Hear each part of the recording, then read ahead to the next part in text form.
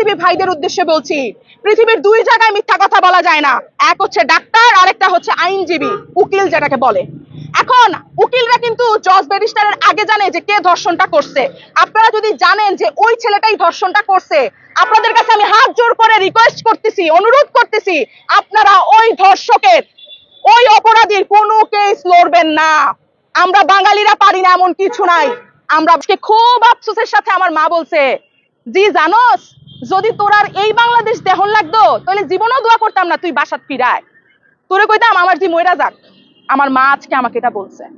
তখন জুলাই আন্দোলনটা হয়, আমার বাবা একজন শিক্ষক, আমি শিক্ষকের মেয়ে, আপনারা বুঝতে পারবেন একটা শিক্ষকের মেয়ে, আমি মধ্যবিত্ত ঘরের সন্তান।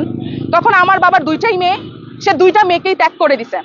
বলছে যদি ফিরে আসো তাহলে দেখা হবে, যেহেতু সে সরকারি চাকরি করে সে তখন বের হতে পারে নাই।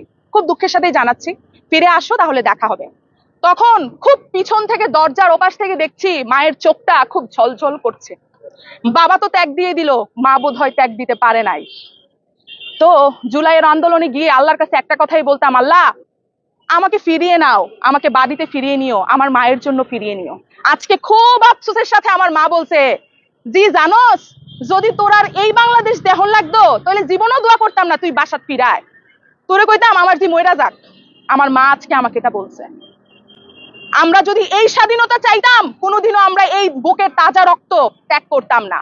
আজকে আমি প্রত্যেকটা বাঙালি ঘরের মায়েদের উদ্দেশ্যে বলছি, তোমরা আমার মা, তোমরা আসিয়ার মা, তোমরা ঘরে ঘরে দুর্গ গড়ে তুলো এবং তোমরা তোমাদের ছেলে সন্তানকে ডাকো, তোমার খাটের উপর বসাও, তার মাথাটা তোমার কোলে নিয়ে বলো, বাবা তুই যদি এমন কোনো অপরাধ করিস, তুই যদি কোনো আসিয়ার জীবন ধ্বংস করিস, আমি কিন্তু তোর জন্য কোর্ট কাচারিতে যাব না, আমি কিন্তু তোকে সন্তান হিসেবে পরিচয় দিব না।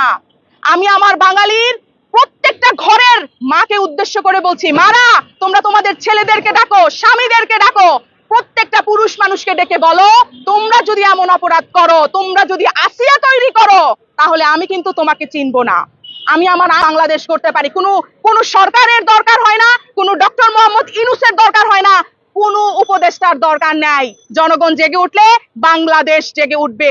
সেই জায়গা থেকে বলছি, প্রত্যেকটা জায়গা থেকে, প্রত্যেকটা অঞ্চল থেকে, সবাই সবার জায়গা থেকে ঘরে ঘরে জেগে ওঠো এবং এটার প্রতিরোধ জানাও।